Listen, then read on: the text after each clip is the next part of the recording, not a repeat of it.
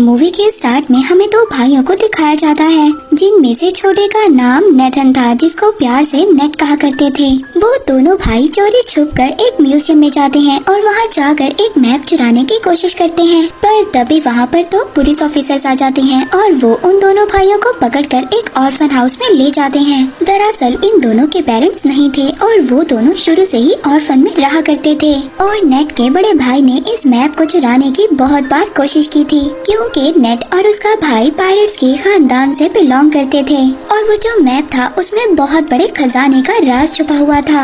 अब उस orphan house की सिस्टर पुलिस ऑफिसर से ये कहती है कि नेट अभी छोटा है, आप लोग इसके बड़े भाई को लेकर जा सकते हैं, क्योंकि वो बार बार मना करने के बावजूद भी चोरी किया करता था। बट यहाँ पर नेट का बड़ा भाई खुद को पुलिस के हवाले नहीं करना चाहता था, इसलिए अब वो यहाँ से भागने का डिसाइड करता है। अब वो अपने सामान को पैक करने के बहाने अपने रूम में जाता है। नेट अपने बड़े भाई से कहता है कि मैं तुम्हारे बगैर नहीं रह सकता। यहाँ पर नेट का बड़ा भाई उसको एक लॉकेट, लाइटर और एक लेटर देता है और ये कहकर वहाँ से चला जाता है कि मैं वापस जरूर आऊँगा। अब नेट अपने बड़े भाई के जाने के बाद जब वो लेटर ओपन करता है और उस पर लाइटर की रोशनी डालता है तो उसको एक मैसेज मिलता है। उस लेटर में ये लिखा था कि याद रखना, हम लोग पायरेट्स फैमिली से बिलोंग करते हैं और हम लोग जरूर मिलेंगे। इसके बाद सीन शिफ्ट होता है और हमें 15 साल बाद का सीन दिखाया जाता है। हम नेट को देखते हैं जो अब बड़ा हो गया था और वो एक बार में काम किया करता था और साथ ही छोटी मोटी चोरी भी किया करता था। जब एक दिन नेट अपने बार में काम कर रहा था तो उसके पास विक्टर नाम का एक आदमी आता है। वो उसे कहता है कि मैं तुम्हें और तुम्हारे भाई को जानता हूँ। वो बताता है कि कुछ टाइम पहले मिलकर हम काम किया करते थे, लेकिन नेट को इस बारे में जानने में कोई भी दिलचस्पी नहीं थी। वो विक्टर से वहाँ से जाने का कहता है, मगर विक्टर जाते जाते उसके लिए एक कार्ड छोड़कर जाता है। उस कार्ड में विक्टर का एड्रेस लिखा हुआ था। नेक्स्ट सीन में हम देखते हैं कि नेट विक्टर के घर पर चला जाता है। वो उसके घर में जाकर वही मैप देखता है जो कई साल पहले उसने और उसके भाई ने चुराने की कोशिश की थी। तो तभी वहाँ पर विक्टर भी आ जाता है। विक्टर कहता है कि अगर तुमने पहले ही आना था तो मुझे तभी बता देते। यहाँ पर नेट विक्टर से कहता है कि ये तो वही मैप है जिसको ढूंढने के लिए कई लोगों ने बहुत ज्यादा मेहनत की और ये एक खजाने का नक्शा है और इस मैप के रास्ते पर जाकर बहुत ज्यादा लोगों ने अपनी जान दे दी और उन्हें कुछ भी हासिल नहीं हुआ और ये एक बकवास स्टोरी थी। विक्टर नेट से कहता है ये कोई बकवास स्टोरी नहीं है और मैं जानता हूँ तुम्हें और तुम्हारे भाई को इस मैप के बारे में काफी ज्यादा इन्फॉर्मेशन है। फिर इसके बाद विक्टर वहाँ पर नेट को एक बुक दिखाता है। उस बुक में वो एक शिप की तस्वीर दिखाता है। ये शिप कोई आम शिप नहीं है, बल्कि ये कोई बहुत ही पुरानी शिप है और इसकी कीमत 500 करोड़ है। और तो और उस शिप में बहुत ज्यादा खजाना भी छुपा हुआ है, जिसको 18 लोगों ने मिलकर वहाँ पर छुपाया था। अब जब नेट को इस खजाने के बारे में इतनी ज्यादा इन्फॉर्मेशन थी तो विक्टर उसको कैसे जाने दे सकता था और अब वो उसे अपने साथ काम करने की ऑफर करता है, लेकिन नेट उसकी ऑफर को रिजेक्ट कर देता है। तो विक्टर उससे कहता है कि अगर तुम मेरा साथ दोगे तो तुम्हें तुम्हारा बड़ा भाई भी मिल सकता है। नेट घर जाता है और घर जाकर अपने बड़े भाई की चीजों को देखने लगता है और इसके बाद वो विक्टर के साथ काम करने के लिए एग्री हो जाता है। अगली सुबह हम देखते हैं नेट विक्टर को एक क्रॉस का साइन दिखाता है। वो कहता है कि ये कोई क्रॉस का साइन नहीं है, बल्कि उस खजाने तक पहुंचने की चाबी है। जिस पर विक्टर कहता है कि इसमें से एक चाबी तो मेरे पास है और दूसरी चाबी हमें जल्दी चुरानी होगी। विक्टर नेट को बताता है कि इसके साथ की दूसरी चाबी एक ऑक्शन कंपनी में है और बहुत जल्दी वो उस चाबी को नीलाम करने वाले हैं और जल्दी हमें उस चाबी को वहाँ से चुराना होगा। अब विक्टर उस कंपनी में जाकर उस चाबी को चुरा लेता है। उस चाबी को चुरा कर जब वो वहाँ से आ रहा था तभी वहाँ पर एक लड़की आती है जिसका नाम ब्रैड था और वो विक्टर के गले पर नाइफ रखकर कहती है कि ये चाबी मुझे दे दो और ये सब कुछ वो अपने बॉस के कहने पर कर रही थी और ये लड़की विक्टर की पुरानी दुश्मन भी थी।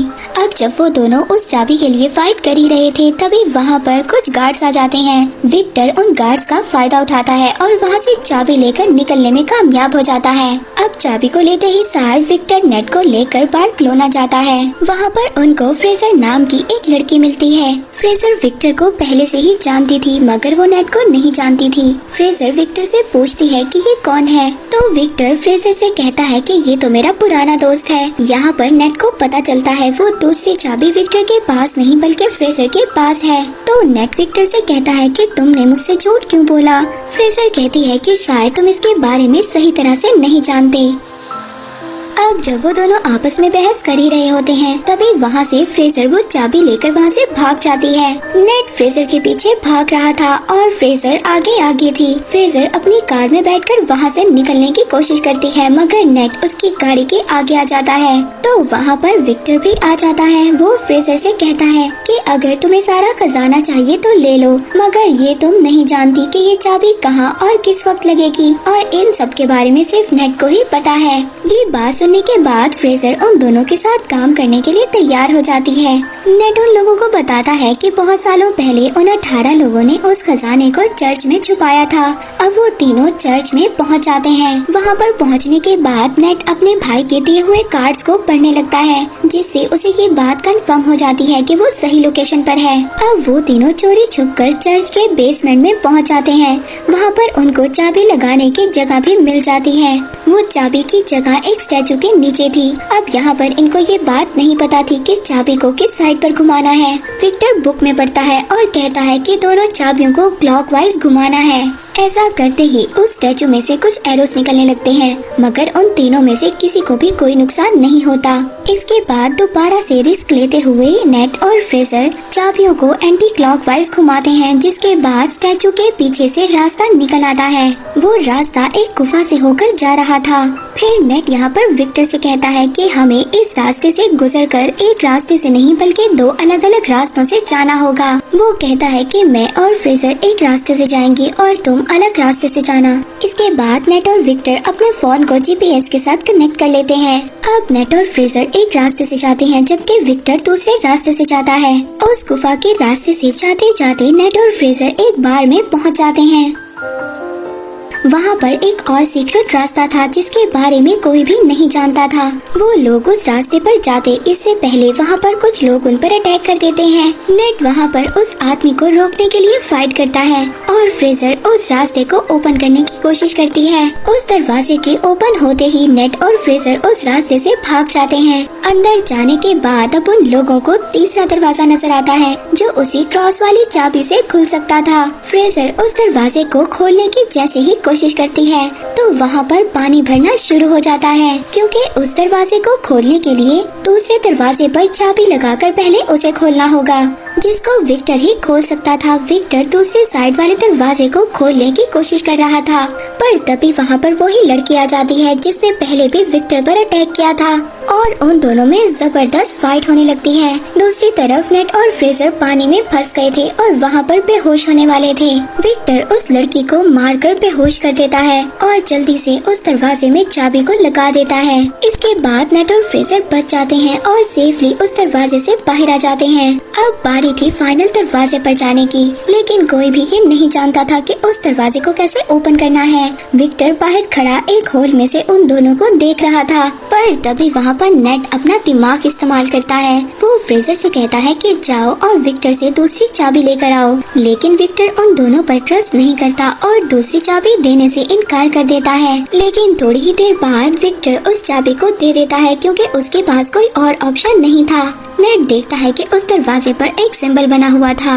नेट जब उन दोनों कीज को मर्ज करता है तो वही सिंबल बन जाता है जो उस दरवाजे पर बना हुआ था, जिसकी वजह से वो लोग अब उस दरवाजे को भी खोल लेते हैं। जब वो उस दरवाजे के अंदर एंटर होते हैं तो एंटर होते ही उन्हें 3 बड़े बड़े पॉट दिखाई देते हैं। दूसरी तरफ विक्टर नेट से बार बार पूछ रहा था कि खजाना मिला या नहीं। नेट फ्रेजर को ऊपर करता है ये देखने के लिए कि उन पॉट्स में क्या है। फ्रेजर जब देखती है तो उन पॉट्स में तो बहुत सारा नमक था। इसका मतलब ये था कि यहाँ पर कोई भी खजाना नहीं था। तभी वो तीनों पॉट्स अचानक से टूट जाते हैं। वो देखते हैं कि उनमें से एक मैप निकलता है और यही मैप ही उस खजाने तक जाने का रियल मैप था।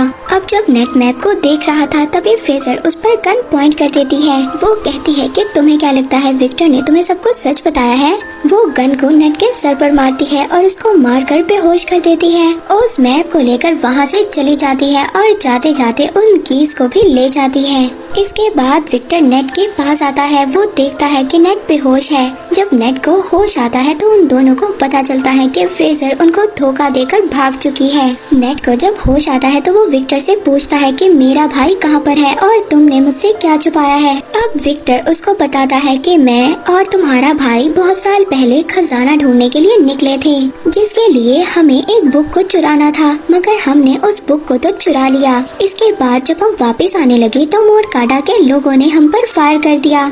उस फायरिंग में तुम्हारे भाई को एक बुलेट लगी जिसकी वजह से उसकी डेथ हो गई। ये सुनकर नेट बहुत ज्यादा इमोशनल हो जाता है। वो रोने लगता है। वो विक्टर से कहता है कि तुमने मेरे भाई को मरने के लिए छोड़ दिया था और अब तुम दोबारा से उस खजाने तक पहुंचने के लिए मेरा इस्तेमाल कर रहे हो। तो विक्टर कहता है कि ठीक है, मैंने झूठ बोला, मगर तुम्हारा भाई भी यही चाहता था कि उसके मरने के बाद तुम उसके ड्रीम को पूरा करो।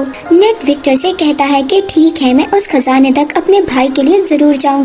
इसके बाद हम दोनों के रास्ते अलग अलग होंगे। इसके बाद हम फ्रेजर को ब्रेड और उसके बॉस के साथ देखते हैं, यानी कि फ्रेजर इन दोनों के लिए काम कर रही थी।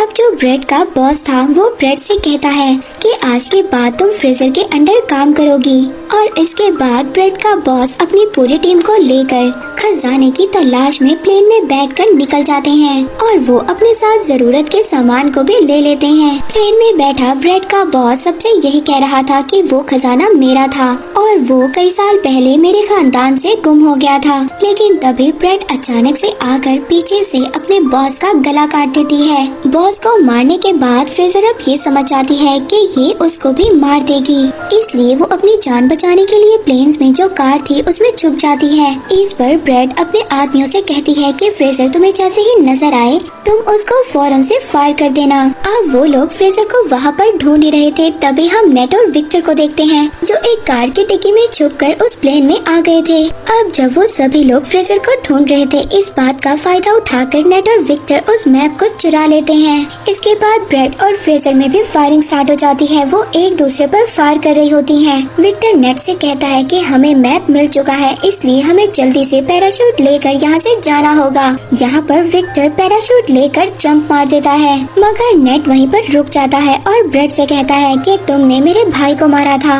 वो वहाँ के सभी कार्गो को पैराशूट से अटैच कर खोल देता है, जिससे कि प्लेन का सारा सामान बाहर गिरने लगता है। वहाँ पर ब्रेड के लोग नेट और विक्टर पर फायर करने लगते हैं। तभी वहाँ पर नेट का पाँव कार्गो में लगी बेल्ट में फंस जाता है और वो उस सामान के साथ ही बाहर हवा में उड़ने लगता है। लेकिन वो बहुत ज्यादा कोशिश करने के बाद दोबारा से प्लेन में आ जाता है। तभी वहाँ पर फ्रेजर एक बड़ी सी कार को लेकर प्लेन से जंप करने वाली थी। वहाँ पर नेट भी खड़ा था। अब कार के साथ दोबारा से नेट भी नीचे गिर जाता है। अब जब वो दोनों नीचे गिर रहे थे तभी फ्रेजर नेट से कहती है कि जल्दी से पैराशूट खोलो, लेकिन यहाँ पर तो नेट ने कोई पैराशूट लिया ही नहीं था। अब वो दोनों हवा में ही उड़ रहे थे, मगर तभी जल्दी से नेट एक कार्गो के पैराशूट को ओपन करता है और वो दोनों उस कार्गो पर चले जाते हैं। उस पैराशूट पर जाने के बाद वो दोनों समुद्र पर लैंड करते हैं। अब वो लोग एक बीच पर पहुंच गए थे। वहां पर पहुंचने के बाद वो एक होटल में स्टे करते हैं। उस होटल में जाने के बाद वो दोनों मैप को समझने की कोशिश करते हैं, लेकिन यहाँ पर फ्रेजर को तो कुछ भी समझ नहीं आती और वो आराम से जाकर सो जाती है।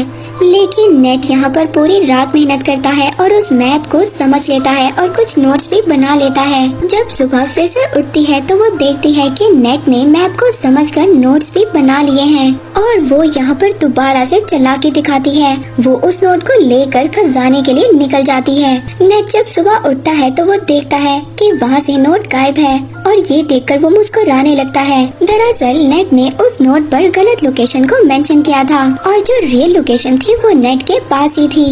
नेक्स्ट सीन में हम देखते हैं कि नेट एक बोट में उस लोकेशन पर पहुंच जाता है जो एक आइलैंड की गुफा में था।